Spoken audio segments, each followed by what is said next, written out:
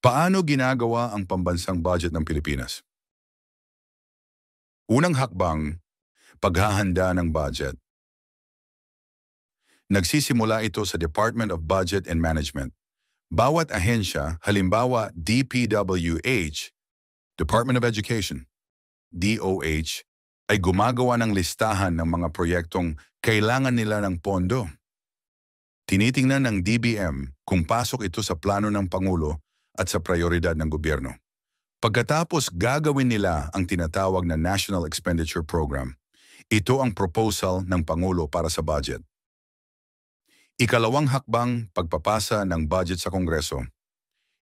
Ipinapasa ng Pangulo ang NEP sa Kongreso matapos ang kanyang State of the Nation Address.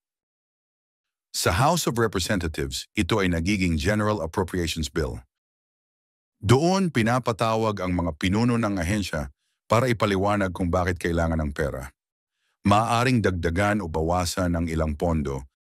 Ito ay tinatawag na amendment at insertions or dagdag-bawas. Pagkatapos aprubahan ng Kamara, ipapasa ito sa Senado para muling suriin at baguhin kung kinakailangan.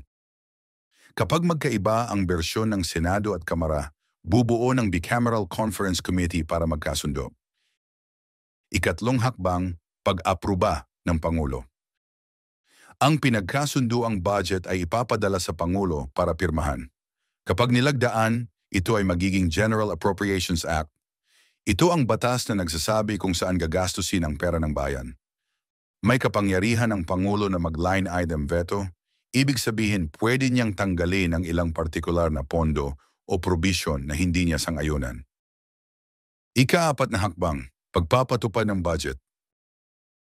Pagkatapos maging batas, ibinibigay ng DBM ang allotment at cash allocation sa mga ahensya.